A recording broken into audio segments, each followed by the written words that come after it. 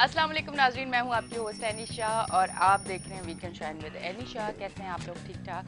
मैं भी बिल्कुल ठीक हूँ। मेरी दुआ है आप हमेशा हंसते मुस्कुराते रहें, खुश रहें, आबाद रहें और इसी तरह हमारा शो देखते रहें जिसका नाम है जी वीकेंड शाइन विद एनिशा। और एनी का के क्या मायने होते हैं ये मुझे आज तक बिल्कुल सही नहीं पता चल सका। आप लोगों को अगर पता हो तो कॉल करके ज़रूर बताइएगा कि एनी के नाम के क्या मायने हैं। मैंने सुना है कि खुशी या किसी के चेहरे पे खुशी बिखेरना या इस तरह का कुछ मैंने सुना है। अब ये किस हद तक मैं ठीक हूँ ये मुझे ज़रूर बताइएगा। जिन लोगों के चेहरों पे मेरी वजह से खुशी नहीं आती वो इस टाइम सोच रहे होंगे ये क्या कह रही है। ठीक है, अच्छा चलिए जी, इसी के साथ आज की अच्छी बात करते हैं। ठीक है, अब मैंने सोचा कि मैं अपने शो पे रोज सुबह एक अच्छी बात ज़रूर आप लोगों के साथ शेयर किया करूंगी। और जो मैं अपनी ज़िंदगी में खुद करती होंगी वो सिर्फ ये नहीं है कि मैं आप लोगों को बताऊं और मैं खुद ना करती हूँ वो ज़िंदगी में। एक चीज़ मैं ज़रूर बताऊंगी, मैं गुस्से की बहुत ज़्यादा तेज़ हूँ। मतलब हद से ज़्यादा मुझे गुस्सा आता है, पर ये गलत चीज़ है, मैं इसको समझती हूँ और मैं कोशिश कर रही हूँ कि मैं अपने गुस्से पे काबू पाऊँ। क्योंकि मेरे गुस्से की वजह से बहुत सारे लोगों का दिल दुखता है। बाज़ दफ़ा मैं ठीक होती हूँ और बाज़ दफ़ा बल्कि ज़्यादा बार में मुझे लगता है कि मैं गलत भी होती हूँ उस गुस्से की वजह से। तो मैं समझती हूँ कि इस गुस्से को मुझे कम करना और इस पर मैं काम भी कर रही हूँ, मैं कोशिश भी कर रही हूँ कि मैं अपने गुस्से को कम करूँ। अच्छा, दूसरी चीज़ जो मैं अपनी ज़िंदगी में हमेशा से अल्हम्दुलिल्लाह शामिल की हुई है और शायद मैं जब तक ज़िंदगी मेरी है मैं तब तक इस चीज़ को ज़रूर अपनी ज़िंदगी में शामिल रखूँगी। और मैं अपनी प्यारी जो बहनें हैं मेरी, मैं उनको कहना चाहूँगी, मैं मर्द हजरात को नहीं कहना चाहूँगी क्योंकि मैं मर्द हजरात को इतना जानती हूँ क्योंकि मेरा बाप, मेरा भाई, मेरा हस्बैंड, सब मैं इनको इतना जानती हूँ कि वो खुद अपने ऊपर इतना खर्च करे ना करे पर वो जो कमा के लाते हैं वो अपनी औरतों पे खर्च करते हैं। जब मेरा बाप था वो खर्च करता था, जब तक मेरा भाई था अल्हम्दुलिल्लाह अभी भी है और अभी भी खर्च करता है कि वो जो करता है वो हम लोगों के लिए, अपनी वाइफ के लिए करता है। फिर इसी तरह मेरे जो अब मैं फैमिली, मेरी हस्बैंड है वो इसी तरह करते हैं कि जो होता है उनको लगता है कि बस मैं इसके लिए सब कुछ कर दूं, इसे हर चीज़ इसको मिलनी चाहिए। तो मर्द की एक क्वालिटी मुझे बहुत ज़्यादा अच्छी लगती है कि वो कितनी भी मुश्किल से कमा के आए, वो खुद 500 की शर्ट पहनेगा पर अपनी बीवी को 10,000 का सूट पहनाते हुए फ़ख्र महसूस करेगा और उसके चेहरे पे आप खुशी देखेंगे। और औरत अगर कमाती है और अपने मर्द को 200 की भी चीज़ लेके देती है तो उस टाइम उसके चेहरे के तासुरात आप नोट कीजिएगा। मैं एक औरत होके आज सच्ची बात कर रही हूँ, किसी को बुरा लगे तो मैं माजरत चाहती हूँ, कोई एक आध ऐसी होगी जो खुश होती होगी, वरना 99% औरतों का दिल बहुत छोटा है। औरत जब कमाने लगती है तो उसको ऐसा लगता है कि मर्द जो है अब वो उससे दब के रहे, मैं कमा रही हूँ, मेरा काम नहीं है।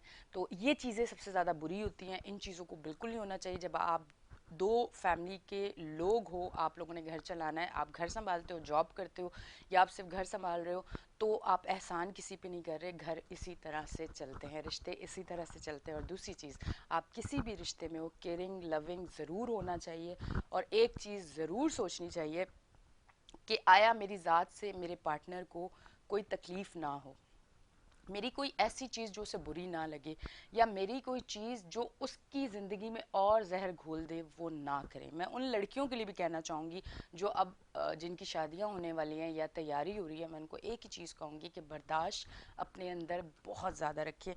मेरी बर्दाश्त बाहर नहीं होती है, मैं बहुत ज़्यादा गुस्सा करती हूँ पर अल्हम्दुलिल्लाह मैंने अपनी लाइफ में, ये मेरे घर वाले भी कभी अगर शो पे आए तो पूछ सकते हैं आप, मैंने अपनी लाइफ में कभी अपने घर में पलट के जवाब नहीं दिया, गुस्सा नहीं किया।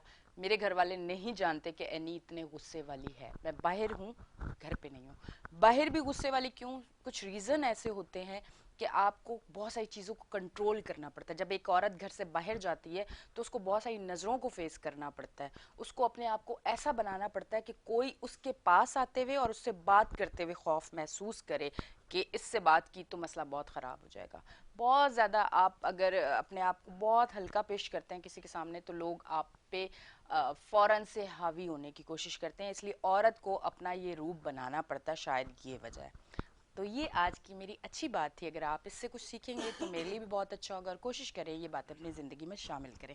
आज के हमारे साथ हमारे गेस्ट मौजूद हैं, उनको वेलकम करती हूँ। पीपल्स पार्टी से हमारे साथ जो मौजूद है, आज उनसे भरपूर बात होगी। और वो जब भी आते हैं मुझे बहुत ज़्यादा अच्छा लगता है। अच्छा इसलिए लगता है कि जो मैं सवाल करती हूँ, जो सवाल नहीं भी कर पाती, वो भरपूर तरीके से जवाब देते हैं और कोशिश करते हैं कि हम लोगों को मुतमईन करके यहाँ से उठे। मेरे साथ मौजूद है नईम अवान साहब, उनको वेलकम करती हूँ। अस्सलाम वालेकुम, कैसे हैं आप? अल्हम्दुलिल्लाह।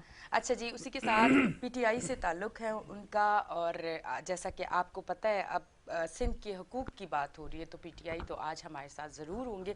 एडवोकेट है मुमताज़ गोपांग, उनको मैं वेलकम करती हूँ। अस्सलाम वालेकुम। Thank you very much. कैसे हैं आप? अल्लाह का शुक्र, बिल्कुल ठीक। अच्छा जी, ये बताएं, ये कैसी ज़ोरों शोर से तैयारियां जो हैं वो जारी हैं? आज डेट आ गई है, आगे का क्या नज़र आ रहा है? वरना जो हल्की फुल्की इधर उधर से बातें सुनाई दे रही हैं कि ये तो बीच रास्ते में सब ख़त्म हो जाएगा, नहीं हो पाएगा, और इस तरह की नेगेटिव बातें सुनने को आ रही है, तो आप क्या कहना चाहेंगे? बिस्मिल्लाहिर्रहमानिर्रहीम। पहले तो इंट्रो इतना ज़बरदस्त आपने दिया। मैंने गोपाल साहब को कहा मैं हमें चलना चाहिए। असल में एनी का मतलब जो है वो है हनी। अच्छा, हनी का मतलब है शेद। आए मैं मर गई। शेद का मतलब है शेद की मक्खी। शेद की मक्खी किसी को काट दे तो हॉस्पिटल। हॉस्पिटल का मतलब है छुट्टी। छुट्टी का मतलब है मुल्क नीचे आ गया। फिर दूसरी बात आपने कहा जी, खवातीन और औरतें, मर्द जो है वो 500 की चीज़ लेता है तो औरत को 5000 की दिलाता है, कोई शक नहीं है। यहाँ दादे का नाम आता है, दादी का आता है, फुप्पा फुप्पी, चाचा चाची, मामा मामी, दादा दादी, खाला खालू। लेकिन कुछ जगह ऐसी हैं जहाँ औरत माशाल्लाह से बहुत आगे निकल गई है। खास तौर पे कराची की कुछ चुरंगी हैं, जैसे नागन चुरंगी, बेंस कॉलोनी, ये जो जो चुरंगी है ना, ये मर्दों से आगे निकल गई है। हाँ, दूसरी बात ये रही कि जो आज का पर एक बात कहूं, औरत जितनी भी आगे निकल जाए, मैं ये खुद कहती हूँ कि औरत जितनी भी आगे निकल जाए, उससे अपनी लिमिट्स नहीं भूलनी चाहिए। जो मर्द का मुकाम है वो किसी भी रिश्ते में आपके साथ है, उस मुकाम को हमेशा कायम रखें। अगर अल्लाह की नज़र में आपने बेहतरीन साबित होना है, ये मुझे लगता है। बिल्कुल ऐसे ही है। और इंट्रो के अंदर जैसे आपने कहा ना, मुझे गुस्सा बड़ा आता है, तो मैं समझा गोपान साहब को ये मैसेज आप दे रही हैं। और गोपान साहब को मैं देख रहा था, मैंने कहा गोपान साहब मतलब बड़ा लंबा इन्होंने के लिया, और मुझे बहुत जल्दी गुस्सा आता है, और गुस्सा आता है तो मैं कुछ बड़ा कुछ कर देती हूँ। मतलब जो आपने इंट्रो के अंदर कहा, और होना भी चाहिए। हाँ। देखो ना, बात ये है कि गुस्सा, उसकी रीजन भी मैंने आपको बताया। लेकिन गुस्सा देखो, ये हराम चीजें, जैसे कुछ चीजें हराम है ना, इस तरीके का गुस्सा भी हराम है। लेकिन जो हराम चीजों में से कुछ जो अफजल चीज है वो गुस्सा है। गुस्सा हराम है लेकिन पी जाना हलाल है। ये कितना जबरदस्त मैसेज है। गुस्सा हराम चीज है लेकिन पी जाओ तो हलाल है। और कमाल, बल्कि अगर मैं इससे दूसरे अक्स में देखूं तो जो चीज हराम है, हराम चीजें पियोगे तो लाजमी हराम ही होंगी, लेकिन गुस्सा हराम, उसको पी जाना हलाल। अच्छा, आज का जो है आपने मौजू कहा कि आज हम 27 तारीख को जो हम निकल रहे हैं अवामी मार्च के साथ। पहले तो मैं आज आपके तवज्जो से तमाम कराची से लेकर इस्लामाबाद और गिलगित तक के तमाम पाकिस्तान पीपल्स पार्टी के जालियाँ और तमाम पाकिस्तान पीपल्स पार्टी से मोहब्बत करने वाले लोगों को ये कहूँगा कि उठ जाओ, सुबह का टाइम हो गया। हाँ, और 10 बजे मज़ार कायद पे जो कराची के रेजिडेंट हैं, वो कराची के जो लोग हैं, ख़ासतौर पर ताजिर है, मिनी ताजिर है, इंडस्ट्रियल है, जिन्होंने हमारे साथ कल बड़े रब्ते किए, खासतौर पर इलेक्ट्रॉनिक में जो है वो एसोसिएशन है, चमड़ा आपका जो है लेदर एसोसिएशन है, आपके रियल इस्टेट एसोसिएशन है, फिर गाड़ियों की जो एसोसिएशन हैं, इन्होंने भी कांटेक्ट किए। उम्मीद है कि इंशाअल्लाह ताला ये जो इशू है, ये जो मसला है, ये मसला सिर्फ पाकिस्तान पीपल्स पार्टी का नहीं है, ये मसला अवामी मसला है। और ये वो मसाइल हैं जिसमें इस वक्त पाकिस्तान की जो सूरत लाके 3.5 सालों में खड़ी की है, जो इकोनॉमिकल क्राइसिस इस मुल्क के अंदर आए हुए हैं, जो गुर्बत है, बेरोज़गारी है, महंगाई है, करप्शन है, तो आज बिलावल साहब जो है वो इंशाअल्लाह ताला यहाँ मज़ार कायद से निकलेंगे। और वो कहते हैं ना, तू बान कफन क्यों डरता है, फिर देख खुदा क्या करता है। तो आज इंशाअल्लाह ताला जो है वो बिलावल साहब जब निकलेंगे तो उनके साथ जो तादाद होगी, सैकड़ों के तादाद में लोग होंगे, और ये 27 शहरों को जो है वो क्रॉस करता हुआ इंशाअल्लाह मेरे रब ने चाहा तो 8 तारीख को जो है वो पहुँचेगा इस्लामाबाद में। अब इस्लामाबाद पहुँचेगा, वहाँ की क्या डायरेक्शन होगी, वहाँ क्या क्राइटेरिया होगा, वो बिलावल साहब डिसाइड करेंगे। ये तो 126 दिन के जलसे को, धरने को, 126 दिन का जो इनका एजेंडा था कि 4 हल्के खोल दो, अब हम तो कह रहे हैं पाकिस्तान के सारे हल्के खोल दो। हमारा एक एजेंडा है, एजेंडा वो है कि शफाफ इलेक्शन कराए जाए। ये 2018 के इलेक्शन के अंदर जिस तरीके से आरडीएस सिस्टम बंद किया गया, आरओ के रिजल्ट रोके गए, ये एम्पायर की उंगली को जो है मेरा ख्याल है वो भी अब घबरा गई है। इमरान खान साहब कहते हैं घबराना नहीं है, हालांकि वो भी घबरा गई है। तो मेरा ख्याल है कि वो शफाफ इलेक्शन की तरफ इस पाकिस्तान को चलना चाहिए, और शफाफ इलेक्शन हमारा एजेंडा है। हमारा फोकस है। और ये नाहल हुक्मरान जो इस मुल्क के और मुसल्लत हैं, मावन खसूसी बैरूनी मुल्क से इंपोर्ट किए हुए जो है वो जो एडवाइज़र इंपोर्ट किए हुए, इनको दोबारा यहाँ से एक्सपोर्ट कर दिया जाए, ताकि एल जो लोग हैं, जो पाकिस्तान के अंदर जो इलेक्टेड लोग हैं, गुपान भाई मेरे बड़े अच्छे दोस्त हैं और बहुत पुराने कारकुन हैं, और इन्होंने उस वक्त डंडे खाए हैं जिस वक्त बात ये है कि इख्तियार इनके पास नहीं था। लेकिन आज मैं गुपान भाई के साथ मैं बैठा हूँ साथ, ऐसे जो लोग हैं ना, जो ऐसे कारकुनान हैं जिन्होंने अपनी जिंदगियां वक्फ की हैं, जिन्होंने आप लोग ने डंडे मारे हैं या खाए हैं? नहीं, हमने भी बड़े डंडे खाए जी। हमारी तो पाकिस्तान पीपल्स पार्टी में आपको बताऊं, जुल्फिकार अली भुट्टो, मीर मुर्तजा भुट्टो, शहनवाज भुट्टो, बेनजीर शहीद भुट्टो, हमने तो कुर्बानियां दी हैं। किसी जमात कोई खड़े होकर दावा कर दे कि हमने कोई कुर्बानी दी, हमने तो जानों के नजराने दिए हैं इस जमहूरियत खातिर। मैं जो बात कर रहा हूँ, ये वो लोग हैं जिन्होंने जिंदगी अपनी वफ की है, अपनी फैमिली, रिश्तेदार, बरादरी, घर, बच्चे, सब कुछ छोड़ दिया, लेकिन क्या मिला? आज वो लोग इक्तदार के अंदर मौजूद हैं, जो इक्तदार के अंदर बात ये है कि वो लोग मजे ले रहे हैं जो दूसरी जमातों के आए हुए लौटे।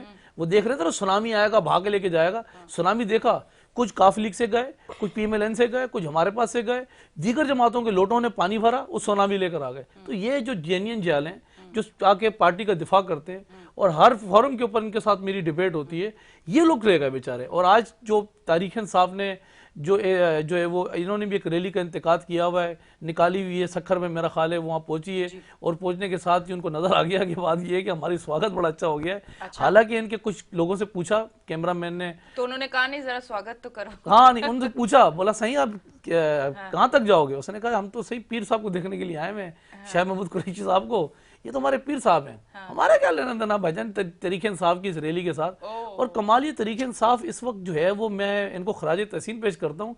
ये वो लोग हैं जो फ्रस्ट्रेशन के अंदर भरी हुई है सारी, ये वो लोग हैं, ये जो हमारा साथ देने निकले ना। अच्छा, हम निकल रहे हैं बेरोजगारी, करप्शन, नाहली, फिर साथ में जो है वो मुल्क की जो इकोनॉमिकल क्राइसिस, हम भी इसके खिलाफ निकल रहे हैं, ये भी इसके खिलाफ निकल रहे हैं। ये भी कह रहे हैं करप्शन है, ये भी कह रहे हैं बेरोजगारी है, ये भी कह रहे हैं कि इस वक्त जो है वो हालात किसी कुछ समझ नहीं आ पा रहे हैं। तो इनकी मेहरबानी, ये वहां से निकल रहे हैं, हम यहाँ से निकल रहे हैं, तो अच्छी बात है, एक अच्छी रवायत है। जगह खाली कर रहे हैं आप, यहाँ से कर रहे हैं, आप स्पेस दे रहे हैं, आ जाए। हाँ बिल्कुल, स्पेस क्या दे रहे हैं, ये तो असल में हम कभी भी नहीं निकलते, यानी कसम से हमारा कोई मूड नहीं था। हालांकि असली जरदारी साहब ने कहा था, हमारे जो है को चेयरमैन साहब ने, इनको छोड़ दो इनके हाल पे, ये अपने वजन से इमरान खान खुद गिरेगा, इसको छोड़ दो, ये वन मैन शो खेलता है, इसको इसके हाल पे छोड़ो। और सूरत हाल ये कि इनके अपने जो इतादी हैं, इस वक्त उठ के कोई कराची से जा रहा है जी मुल्तान की तरफ, मुल्तान से उठते हैं इस्लामाबाद की तरफ, इनके अपने इतादी बाप पार्टी, MQM, काफ लीग, फिर इसके अलावा वो इनके जहांगीर तरीन वाले, खुसरो बख्तियार वाले, ये सर्कल घूम रहा है ना सारा, ये सर्कल 3.5 साल बाद वो भी परेशान हो गया है। अब इनको छोड़ छोड़ के जा रहे हैं। बाप पार्टी से किस कैमरामैन ने पूछा, कैमरामैन ने कहा कि आप ये बताएं कि आप सुना है कि अपोजिशन के साथ आप मिलने वाले हैं? उन्होंने कहा जी हमसे अभी तक जो है वो एम्पायर राब्ता नहीं कर रहा, तो हमें लगता है कि हमें जो है ना वो अपोजिशन के साथ मिलना पड़ेगा। तो एम्पायर कह रहा है कि अपनी जंग आप लड़ो, तो इसलिए अब 3.5 साल बाद अब जंग लड़नी पड़ेगी। अच्छा। तो इस वक्त जो इनकी सूरत हाल है, इनके जो हालात है, वो कहते हैं ना घिरती हुई दीवार को एक दिक्का और दो, अभी तो घिरती हुई दीवार को लात मारेंगे इंशाल्लाह ताला। ये जो निकला ना बिलावल साहब, तो गिरती दीवार को दिक्का नहीं देंगे, लात मार के आएंगे। ठीक है जी।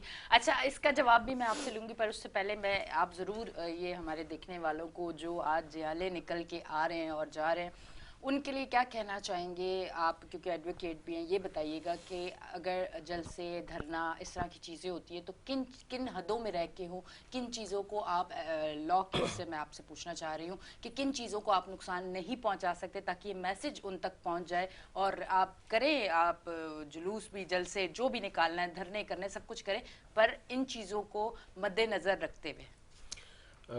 Thank you. असल में भाई ने बड़ी जबरदस्त बात है कि आपने पहले ये वाली बात करके फिर तो आगे बात निकल जाएगी। मैं वही कह रहा हूँ, as per constitution freedom of speech जो है राइट है किसी भी पॉलिटिकल पार्टी को या किसी भी एक फर्द को कि वो फ्रीडम ऑफ स्पीच अपने मुल्क में किसी भी जगह पे किसी भी पोजीशन में कर सकता है। एक तो पहली जगह ये हुई कि ये राइट है, इसका कोई रोक नहीं सकता क्योंकि ये हमें आइन अपनी इजाज़त देता है अपनी आवाम को। अब दूसरे पे हम आते हैं कि दूसरा क्या होना चाहिए। देखें, अभी भाई ने भी जिक्र किया, मैं उसमें इसलिए इंट्रो दे रहा हूँ कि वो आपको समझ में आ जाएगी। तो जैसे ये धरना भी जो हुआ था 126 दिन वाला धरना जो भी हुआ था, उसमें आखिर में तो थोड़ी सी तोड़फोड़ का मामला आए थे, लेकिन उसमें भी अल्लाह का शुक्र है कोई भी ऐसी जान जाया नहीं हुई थी और ना ही कोई इतना कोई बड़ा आला नुकसान हुआ था। तो ये अच्छी चीज़ें हैं। और जो भी पॉलिटिकल पार्टी इस तरीके का कोई भी कर रही, जैसे पीडीएम वालों ने ऐलान किया है वहाँ से, या ये यहाँ से हमारी पीटीआई वाले आ रहे हैं, सबको हमारे जो दूसरी अवाम है, जो हमारी इमलाक हैं, हमारे जो गवर्नमेंट के इदारे हैं, दूसरी चीज़ें हैं, उनका ख्याल रखना चाहिए। लॉ एंड ऑर्डर की सिचुएशन को हाथ में नहीं लेना चाहिए। बाकी फ्रीडम ऑफ स्पीच है, कोई मसला नहीं है, ये तो कोई इशू नहीं। ठीक है जी। अच्छा, ये जो इतनी सारी बात हुई इसका भी जवाब दें और साथ साथ ये बताएं कितने मुतमईन है ये जो पीटीआई वाले निकले, दिल क्या कहता है कि कामयाबी होगी, दिल क्या कहता है कि नहीं होगी, जरा बताइएगा। आपके फेस से तो सब समझ आ गया, पर मैं चाहती हूँ कि आप प्लीज बताएं। देखें, इसमें मैं 2-4 चीज़ें कहूँगा ना, 2-4 चीज़ें ये कहूँगा कि जैसे हम ये कहते हैं कि भाई हर वक्त 18 की इलेक्शन को जो है ना बड़ा उछाला गया है, भाई 18 की इलेक्शन ये हो गई, 18 की इलेक्शन ये हो गई, आरओ ये हो गई, तो मशीन का ये हुआ वो। मुझे आप कोई पॉलिटिकल वर्कर ये बताए कि जो 70 से लेकर इलेक्शन अब तक आए हैं, मुझे कोई बताए कि अब अपोजिशन ने ये कहा हो, अमन्ना साधक ना, और ये जो फेयर एंड फ्री क्रिस्टल और क्लियर जो है ये हुए हैं इलेक्शन, सवाल ही पैदा नहीं होता। जब एक इक़्तिदार में पार्टी आती है, दूसरी बैठ के पीछे से बीन बजाना शुरू करती है।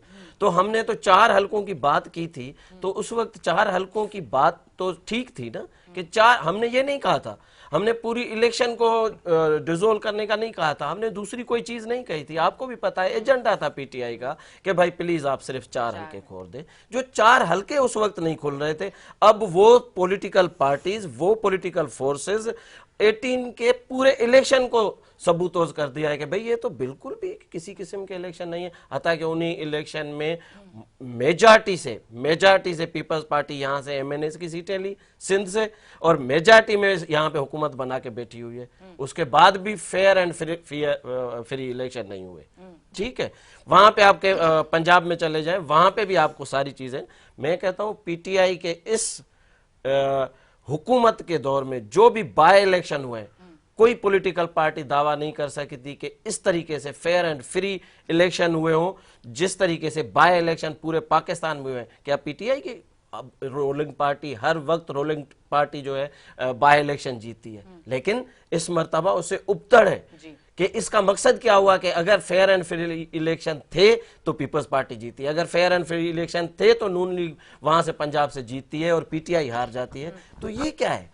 ये है फेयर एंड फ्री इलेक्शन जो आप हर वक्त मांगते हो, वो पीटीआई ने साबित कर दिया। और आप अभी सिंध में कोई एक सीट भी आ जाए, आप मुझे बताएं, एक सीट भी आ जाए सिंध में, आप ये सवाल ही पैदा नहीं होता ये हार जाए।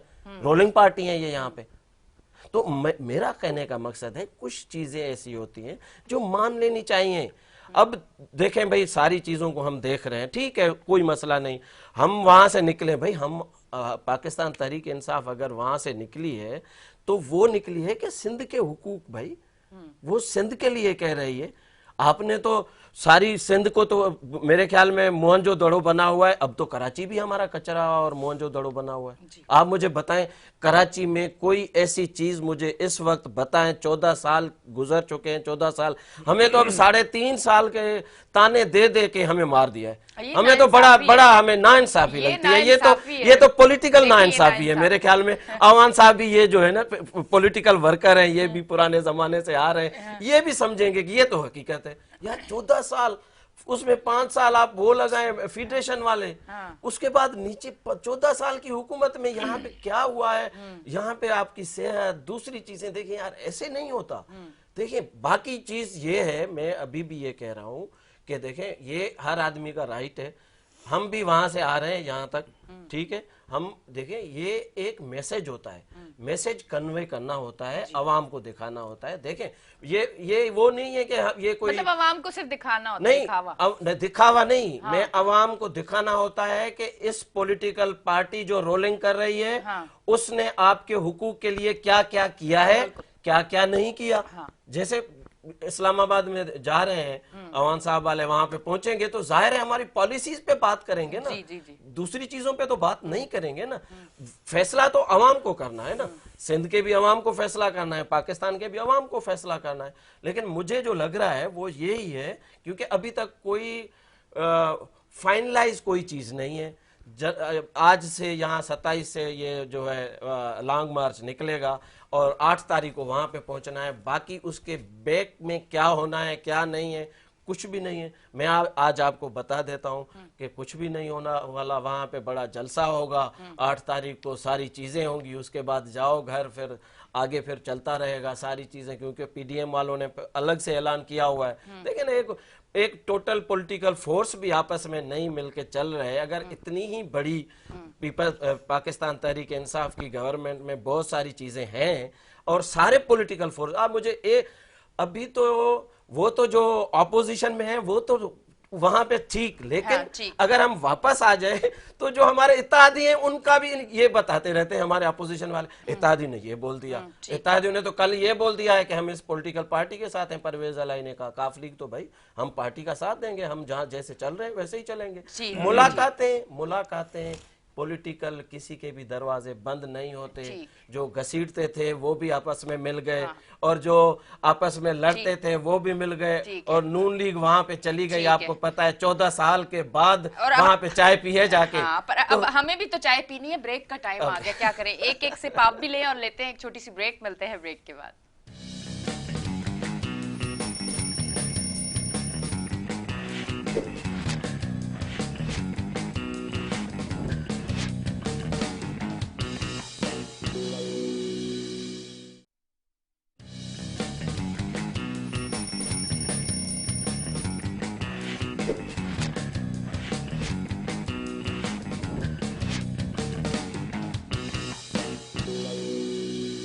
वेलकम बैक जी नाजरीन, हम ब्रेक से वापस आ चुके हैं और आप देख रहे हैं हमारा show weekend shine with Anisha. अच्छा जी, आपकी तरफ आते हैं। ये जो इन्होंने एक बात कर दी कि इतने अरसे में अगर कराची को देखें तो पीपल्स पार्टी ने कराची के लिए क्या किया। अच्छा, अगर हकीकत मैं भी बयान कर दूं कि कराची की हालत तो खैर आपने भी देखी होगी, क्या सूरत हाल है। मैं ऐसे ऐसे इलाकों में गई हूँ कि बाद में वहाँ से निकल के अल्लाह का बड़ा शुक्र अदा किया है कि हम बहुत अच्छी जगह पे रहते हैं। ऐसी असल में उसके बारे में आप क्या कहना चाहिए? असल में पहले तो मैं इनकी बात का एक जवाब दूं, क्योंकि इन्होंने कहा जी हम निकल रहे हैं और जो हमारा एजेंडा है, मौक़िफ़ है हमारा कि इस वक्त सिंध की जो सूरत हाल है 13 साल में या 3.5 साल में हमें लोग ताने दे रहे हैं वफाक के ना। मैं बात बताऊं आपको, असल बात ये है कि ये जो निकल रहे हैं ना आवाम को कैसे गुमराह करके निकल रहे हैं। अब मैं आपको बताऊं, जब ये निकले थे ना तो मैं माइक पे सुन रहा था, कह रहे थे साईं गैस नहीं आ रहा, सिंध वाले गैस नहीं दे रहे, साईं पेट्रोल महंगा कर दिया है, सिंध वाले पेट्रोल महंगा कर दिया है। अब आवाम बेचारे गुरबा लोग हैं, वो कह रहे हैं अच्छा सिंध वालों ने, सिंध गवर्नमेंट ने पेट्रोल, मतलब किसी ने ये नहीं कहा कि हमारे एरिया के गटर 2 महीने से बंद है। वही तो मैं कह रहा हूँ ना, देखिए ना जो मसाइल बता रहे हैं उनको, बिजली साइन नहीं आ रही है, सिंध गवर्नमेंट बिजली नहीं दे रही है, डॉलर आसमान पे चला गया, सिंध गवर्नमेंट डॉलर चढ़ा रही है। यार खुदा को मानो, ये जो काम तुम करने वो आवाम को माइक पर लाउड स्पीकर पे और आवाम को गुमराह कर रहे हो, निकलते जा रहे हो, गैस नहीं आ रहा, बिजली नहीं आ रही, पानी नहीं आ रहा, जो है वो डॉलर महंगा हो रहा है, चीजें महंगी हो रही हैं, ये सिंध गवर्नमेंट महंगा कर रही है। नहीं, जो काम वफाक में कर रहे हैं, ये इतनी सादा आवाम को पहले हमें ये बताना चाहिए कि हमें वफाक को क्या देता है और सूबाई हुकूमत क्या देती है। मैं अभी आपके मैं आपको जो चीज समझा रहा था ना, बेसिकली मैंने आपको ये थोड़ा सा हिंट दिया है कि जो काम वफाक कर सकती है ना तो वो वफाक कर सकती है। ये सिंध गवर्नमेंट के डोमेन में नहीं आता, सिंध गवर्नमेंट के जो डोमेन में आता है हम उस पर भी डिबेट करते हैं। अब आ जाए, आपने कहा कराची के मसाइल, जैसे ये डोमेन में नहीं आता ना, कराची के मसाइल भी कुछ चीजें ऐसी हैं जो सिंध गवर्नमेंट के डोमेन में नहीं आती हैं। अच्छा। हमने 2 चीजें डोमेन में करने की कोशिश की, उसके ऊपर तो इhtजाज, धरने, रैलियां, सिंध अपना वजीर आला हाउस के घर का, अपना हाउस का जो है गिराव करने की कोशिश की। अब मैं आपको बताऊं कराची का हालात। अच्छा, मुझे बताएं, कराची में जितना स्ट्रीट क्राइम बढ़ रहा है उस पे कौन काबू पाएगा?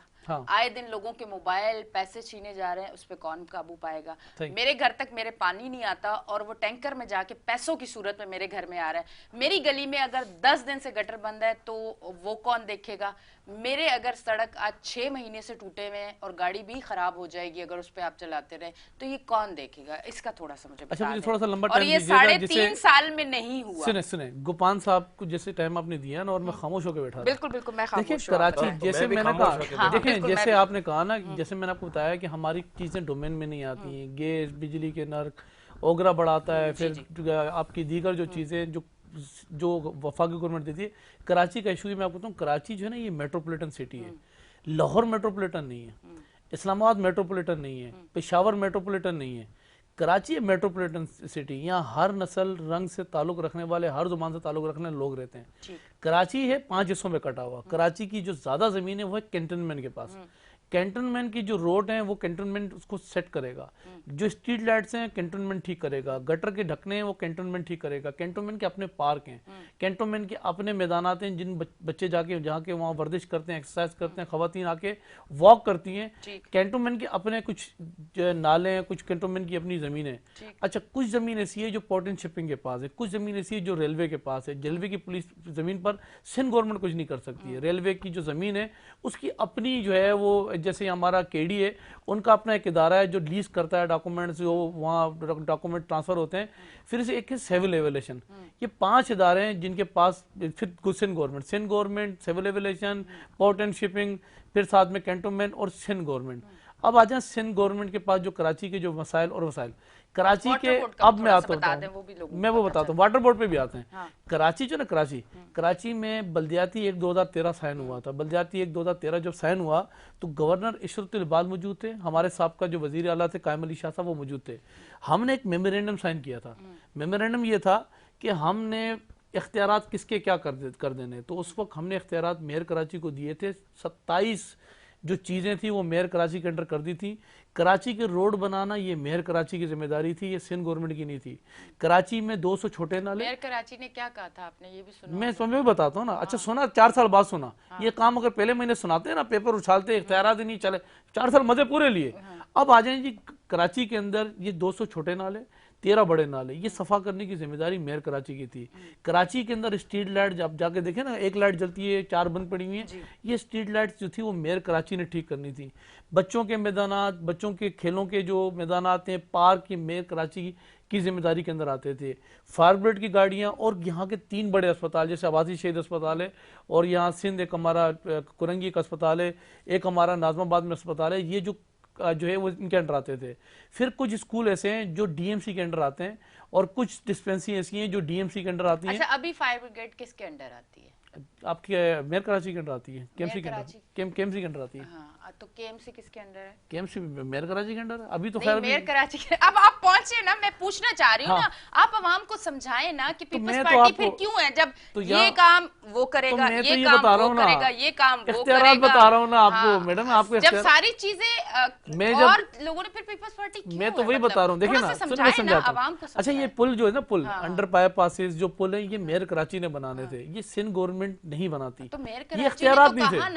मैं बता दूं, देखिए ना, अब हुआ ये कि नहीं बनाया ना, 4 साल का उसका टर्नओवर होता है। 4 साल के आखिरी महीने के अंदर उसने क्या किया, पेपर उठाए और लड़ाई, जी मेरे पास इख्तियारात नहीं थे। अच्छा, इसको इतना भोला आदमी था ये कि 4 साल इसने जवान ने दबा के जो है वो चाइना कटिंग की, दबा के पैसे खाए, और 4 साल बाद उसको समझ में आया मेरे पास इख्तियारात नहीं है और मेरे पास वसाइल नहीं है। तो 4 साल तू क्या करता रहा भाई? तू 4 साल के 1978 के अंदर अब्दुल सत्तार अगवानी 10 साल यहाँ नाजिम था कराची के अंदर। फिर उसके बाद उसके बाद जो है वो फारूक सत्तार आया। फिर उसके बाद जो है नाजिम जो है मुस्तफ़ा कमाल आया, नेमतुल्लाह खान आया, फिर मुस्तफ़ा कमाल आया। अच्छा, इनके जितने भी नाजिम आए ना, उनके पास इख्तियार थे। ये पहला आदमी है जिसके पास इख्तियार नहीं थे और 4 साल मजे पूरे किए, एंजॉय पूरा किया। और उसमें क्या क्या चीजें इन्होंने खाई इस वसीम अख्तर ने, कि आपने देखा होगा कायम खानी था, लियाकत कायम खानी, जब नेब ने उसके घर रेड की तो उसने तजूरी कहा, ये तजूरी किसकी को खोलो। उसने कहा तजूरी की चाबी जो है ना वो वसीम अख्तर की तिजोरी है, मेरे पास चाबी नहीं है इसकी। तो बोला तू अपनी खोल। जब खोली तो आपने देखा था वहां सूरत हाल क्या थी। एक पार्क का डायरेक्टर लियाकत कायम खानी जो अपने मुंह से कहता है कि मेयर कराची की तिजोरी है, तो उसकी तिजोरी में क्या कुछ नहीं होगा। मैं एक अर्ज ये कर रहा हूं कि यहाँ इस कराची के अंदर, कराची को जो 40 साल जो यरगमाल कराची को बनाया, कराची का जो खाना खराब किया, कराची की जो आज़ादी थी, कराची की जो खूबसूरती थी, कराची की जो लाइट्स थी, उसको तबाह बर्बाद किया, तो वो एक जमात थी जिसका नाम MQM था। और ये कराची वो कराची था कि आज से 4 साल पहले जाए तो यहाँ लाशों की सियासत होती थी, यहाँ बोरी बंद की सियासत होती थी, यहाँ फितरे की पर्ची, और फितरे भी मैं आपको बताऊँ पार्सल्स भी फितरा लेते थे। कमाल ये कि ईसाई से फितरा लेते थे, नहीं फितरा लगता है, बुके दे के लेते थे। यहाँ इस कराची के फैसले थानों में नहीं होते थे, कोर्टों में नहीं होते थे, इनके फैसले इनके सेक्टर दफ्तरों में होते थे, यूनिटों के दफ्तरों के अंदर होते थे। इस 40 साल का समझते हैं कि MQM को फिर एक्टिव करने में PTI का हाथ है। मैं आप तक उस पर भी आता हूँ, लेकिन कराची के जो 40 साल जो बेड़ा गर्क किया, कराची के अंदर अमन अमान तबाह किया, कराची की रौनकों को बेड़ा गर्क किया, और 40 साल के बाद लगाम हुई कराची के अंदर। और बहरहाल अब आ जाए 2018 के इलेक्शन, 2018 के इलेक्शन उनको भी जवाब देने हाँ, दीजिएगा, बड़े सब्र से सुन क्या रहे आपने कहा ना कि PTI अब MQM को किसने इन किया। देखो मैं बताऊँ 2018 के इलेक्शन के अंदर नेशनल इलेक्शन प्लान के बाद MQM को लगाम डाल दी गई। अब लगाम जब डाल दी ना, क्योंकि पहले इलेक्शन कराची में से होते थे, गोपान भाई आपके इलेक्शन आपने वोट डाल दिया, आप जाओ। पहले ना हमें यही कहा जाता था, MQM ये करती थी, नहीं भाई आपको तो वोट डल गया है, आप जाओ, आपका कोई काम नहीं है। 18 के इलेक्शन के अंदर नेशनल इलेक्शन प्लान के बाद कराची वाले आजाद हुए। कराची वाले जब आजाद हुए तो कराची वालों ने MQM को रिजेक्ट कर दिया कि भाई अब भत्ता कल्चर नहीं चलेगा। कराची वालों ने उनको आउट कर दिया, और जब आउट किया कराची वालों ने, तो आउट करने के बाद पहला बात ये है कि ये वो जमात तरीक़ इंसाफ जिसने इनको नफीस जमात का MQM को और अपने साथ मिला लिया, कहा कि हम आपको महकमे देते हैं, हम आपको मिनिस्ट्रियाँ देते हैं, और फ्री फंड के अंदर अभी भी खालिद मकबूल की मैं देख रहा था, उसने कहा जी इनका एक वजीर है, उसने कहा हमारा कोई ताल्लुक नहीं है, वो अपनी एबिलिटी के ऊपर जो है वो वजीर इनका लगा हुआ है, ला का जो मिनिस्टर है इनका फरूक नसीम, उन्होंने कहा जी MQM से इसका कोई ताल्लुक नहीं है। मतलब यहाँ सूरत हाल ये कि अब कराची की मैं आप बताऊँ 2018 के इलेक्शन के बाद पहला इल्ज़ाम जो इनकी नफीस जमात है ना, इन्होंने कहा हमारा मैंडेट चोरी किया, किसने किया, तरीक़ इंसाफ ने। इल्ज़ाम MQM ने लगाया, हमारे तो इल्ज़ामात अपनी जगह हैं ही ना, उनको नफीस बनाया, अपने साथ मिला दिया। अब कराची के अंदर टोटल तादाद MPO की जो तादाद है वो 40 है। इस वक्त मेरा भाई बैठा हुआ है 26 MP लेके बैठा हुआ है। कराची के अंदर टोटल MNA 21, इस वक्त मेरा भाई बैठा हुआ है 14 MNA लेके बैठा हुआ है। कराची के अंदर सदर पाकिस्तान, गवर्नर इनका है, नफीस जमात के 4 डिस्ट्रिक्टों के chairman, mayor Karachi, deputy mayor Karachi, Karachi में 200 से ऊपर UC के चेयरमैन, इसी सैकड़ों की तादाद में काउंसलर। ये कराची के 6 डिस्ट्रिक्ट थे जिनके अंदर इनके पास भारी अक्सरियत थी। कराची में एक MP को जितना बजट दिया जाता है ना, उतना ही बजट लड़काना के MP को दिया जाता है। तो हमसे सवाल कर रहे हैं कि कराची की जिम्मेदारी हमारी होती है, he is responsible, they are responsible, ये रिस्पॉन्सिबल है। जवाब ये देंगे। 162 रुपए का ऐलान किया था इमरान खान साहब ने, आज कराची वाले पूछ रहे किधर 162 रुपए, इन्होंने कहा था कि हम 1100 रुपए देंगे, वो किधर है 1100 रुपए। कराची वाले पूछ रहे जब कराची डूबा हुआ था, 90 साल का रिकॉर्ड टूटा हुआ बारिशों का, तो आरिफ अलवी साहब जब कंपटीशन में थे तो कश्तियां लेके उतरे थे। आरिफ अलवी साहब आंखें बंद करके गायब थे, वजीर आजम गायब थे। कश्तियां मंगवाई थी, वो तो हमने मंगाई थी ना, जो MNA इनके थे, MP इनके तो भाग गए थे। ये तो हमने आके कैंटोनमेंट को भी सिक्योर किया, इनके साथ जो होने वाला था इनको भी सिक्योर किया, जो हमारे इसमें नहीं आता, हमारी जिम्मेदारी में नहीं आता है, तो हमने इनको फैसिलिटेट किया। इस कराची को अल्हम्दुलिल्लाह 2 दिन के अंदर सुखा के निचोड़ के अल्हम्दुलिल्लाह ठीक करके कराची को निचोड़ तो दिया है। निचोड़ से मुराद मतलब बात तो सच्ची की है। से और एक बड़ी अच्छी चीज है पीपल्स पार्टी की जो मुझे बहुत पसंद है कि ये जहां बैठते हैं ये इतना अच्छा बोलते हैं। हाँ, निचोड़ से मुराद ये इतना गीला हो गया था कराची, सीन तो मुझे याद है, कराची इतना गीला हो गया था कराची कि 90 साल के रिकॉर्ड के बाद कराची में बात ये पानी था। अब निचोड़ना तो था ना, ये तो भाग गए थे सारे, ये भाग गए, MQM वाले भाग गए। वजीर आपका जो सदर पाकिस्तान है वो तो फोन नहीं उठा रहा था DHA के अंदर। अब लाजमी सुखाना था ना उसको, हमने सुखा के जो हमारा काम नहीं था इनके हैंड ओवर किया। खुदा के लिए संभालो कराची, इनके MP MNA इनसे सवाल करें, इनसे पूछें, पूछे क्या गए 162 रुपए 1100 रुपए किधर है, इनसे पूछें जरा। वो 1-2 मंसूबे जो हमारी साबका हुकूमत के साथ थे, ग्रीन लैंड का, वो भी अल्लाह का शुक्र है, हम बात ये है कि तब पटेल पाड़ा तक ले आए थे। इन्होंने 3.5 साल में पटेल पाड़ा से गुरु मंदिर तक लाने में 3.5 साल लिए, खड्डे मारने में 3.5 साल लिए। ये भी पुराने मंसूबे हमारे चल रहे थे। तो कहने का मतलब है इन्होंने कराची को क्या दिया, MNA इनके, MP इनके, सेनेटर इनके, सदर पाकिस्तान इनका, गवर्नर इनका, और नफीस जमात के तमाम जितने लोग थे 4 डिस्ट्रिक्ट नहीं संभाल सके। 4 डिस्ट्रिक्ट, सॉरी 6 डिस्ट्रिक्ट, अब तो 7वां हो गया। बहुत जज्बाती हो गया, मुझे उनसे जवाब लेने दे, मैं चाह रही हूँ वो भी बात करेंगे। हाँ आज एनी दूसरी चीज हो ना हो, मैं एक चीज तो आज बोलूंगा अपने भाई के लिए, कि तुम बहुत झूठ बोलते नहीं हो। नहीं अच्छा। नो। और इस तरीके से आज वो सारी चीजें गिनाई है ना, मैं उसके एक एक का जवाब दूंगा। ऐसी चीजें गिनाई है, आज मैं अपने भाई को ना पक्का सियासतदान मानता हूँ, और मुझे मेरी उम्मीद है कि मेरा भाई जो है ऊपर जाएगा। देखिए मैंने माशाल्लाह तरक्की करेगा। MNA की सीट आने नहीं बनना, हम कारकुन ठीक है, हम दिफाई पोजीशन के अंदर ना हमारा काम पता है क्या है, हर उस जगह पे जो रियलिटी है, जो हकीकत है, जो इख्तियारात है, मैंने इख्तियारात पे रख के बात की है। गुमान भाई क्लियर करें अगर ये कराची के पास नहीं बोला। अब मेरी बात पहले नंबर पे आते हैं हम कि मेरे भाई ने गिना दिया कि भाई हमारे पास है क्या, है तो सब दूसरों के पास। पहला इन्होंने स्टार्ट किया कि भाई ये जो सारी कंटोनमेंट एरिया, बहुत सारी ज्यादा एरिया तो उनके पास है। उसके बाद भाई ने गिनाया CAA अपना, उनके पास है सारी, इतनी जमीनों तो उनके पास है। फिर भाई ने गिनवाया रेलवे, के रेलवे की लीज भी वो देते हैं। अब उसका कराची से लेना देना नहीं है, कराची वो लीज भी जमीन वो करते हैं, उनकी भी जमीन है, ठीक है। और आप चले जाए दूसरी चीजें हैं वो भी सारी इनकी हैं। मुझे ये बताएं कि फिर सिंध गवर्नमेंट इधर क्या कर रही है, अगर सारी चीजें जो KDA कह रहे हैं, वो कह रहे हैं कि वो मेयर, उस मेयर वाले सीट पे मैं दोबारा आता हूँ।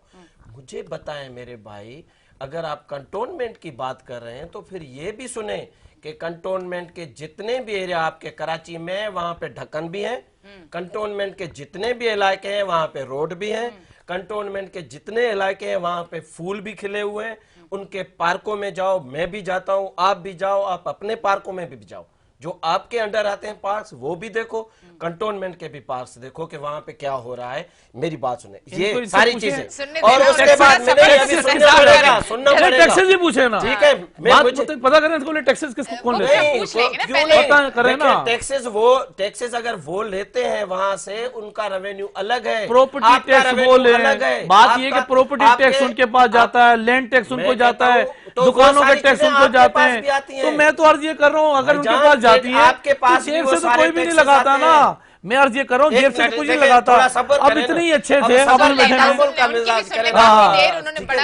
मुझे ये बताएं तो फिर उनको छोड़ के आप अपने इलाके में आ जाए, आपने क्या किया है? जी कुछ भी नहीं। आप बताएं ना, कराची आपके पास है, हमसे क्या पूछ रहे हैं? अच्छा भाई आप बताएं ना,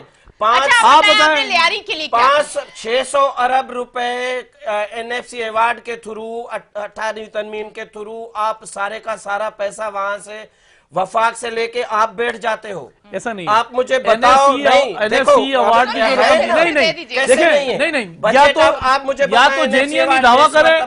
मैं बताता हूँ 113 रुपए हमारे NFC अवार्ड की जो रकम थी, 113 रुपए, मेरा भाई मेरा ख्याल अपडेटेड नहीं है, उसमें से 64 अरब रुपया कराची का हक काटा, उठा के फाटा को दिया, और इसी तरीके से पंजाब का हक काटा, फाटा को दिया, कहा कि ये हम उनको डिवीजन बनाने जा रहे हैं। कराची का हक काटा, पहले अपडेट लेकर आए। 113 रुपए क्यों काटा हमारा फाटा का? मैं कह रहा हूँ, मेरा जवाब तो दूर, आप ये क्या कर रहे हैं? पहली बात भाई, उसके बाद मुझे आप बताएं, जब आप कह रहे हैं कि जो है क्या नाम है उसका, वेस्ट अपना ये कचरा जो उठाते हैं, सॉलिड वेस्ट, एक सॉलिड वेस्ट था इनके पास, KMC के पास, वो भी इन्होंने छीन के अपने पास रख दिया। मुझे ये कह रहे हैं कि हमारे पास कचरा उठाने की जिम्मेदारी मेयर कराची की थी, नालों की जिम्मेदारी मेयर कराची के पास है, हमारे पास नहीं की जिम्मेदारी। सुने क्या, मैं मेयर की सपोर्ट नहीं पहले तो इख्तियारात तो पढ़कर आए, इख्तियारात क्या थे? ना ही उसकी सपोर्ट कर रहा हूँ मेयर की, ना ही उसकी कचरा उठाने की जिम्मेदारी किसकी थी? वकालत कर रहा हूँ, लेकिन ये जरूर कह रहा हूँ कि मेयर के, आप कह रहे हैं यार मेयर को हमने सारे पैसे उठा के, तो दुनिया में रवाज है, दिया क्या भाई दुनिया में रवाज है, बरतानिया के अंदर मेयर काम करता, सारे इख्तियारात उसके पास होते हैं। कचरा उठाने की जिम्मेदारी मेयर कराची की थी। मेयर को आपने दिया क्या था मेयर? मैं बता देता हूँ, 186 अरब रुपया हमने दिया, ये रिकॉर्ड में मौजूद है। मुझे जवाब फारूक सत्तार ने कहा, फारूक सत्तार ने कहा ये ऑडिट नहीं देते थे। इट मींस आप समझ जाएंगे। दलाल से बात करें ना, दलाल से बात करें। मैं दलाल दे रहा हूँ, मैं दलाल दे रहा हूँ आपको कि मेयर कराची के पास आप मुझे अभी यहाँ पे बताओ कि 500 550 600 अरब रुपए जो महीने ईयरली आपके पास बजट आती थी सिंध की, अलग से टैक्सेस जो सिंध रेवेन्यू टैक्सेस हैं वो अलग से आपके पास आते हैं।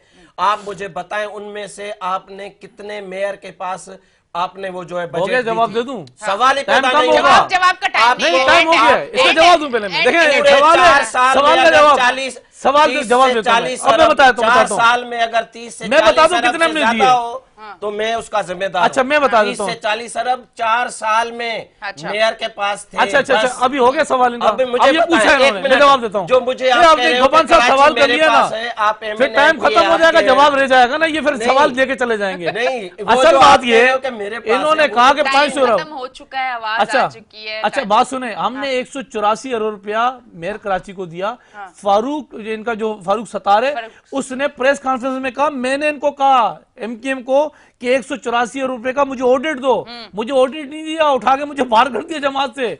और बात ये कि मैं जमात से बाहर हूँ। फिर कराची के एक मिनट, कराची की जितनी कार पार्किंग थी, कराची की पार्किंग का जो ऑडिट था कोई है ही नहीं। कराची में होर्डिंग बोर्डिंग से जो पैसा कमाया इन्होंने मेयर कराची में, उसका तो रिकॉर्ड ही कोई मौजूद नहीं है। बात करें तो आप, मैं तो ऑडिट रख के रहा हूँ सामने, रिकॉर्ड में चीजें सामने रख रहा हूँ। बहुत बहुत शुक्रिया। सेगमेंट का टाइम खत्म हो चुका है और बहुत सारी अभी बातें हो गई थी और होनी भी थी, पर क्या करूँ, सेगमेंट का टाइम खत्म हो चुका है। बहुत बहुत शुक्रिया, आप लोग तशरीफ लेके आए। नाज़रीन आपने कहीं नहीं जाना, 11 बजे तक मैं आपके साथ लाइव हूँ और अब हुआ है जी ब्रेक का टाइम, तो कहीं ना जाएं, लेते हैं एक छोटी सी ब्रेक, मिलते हैं ब्रेक के बाद।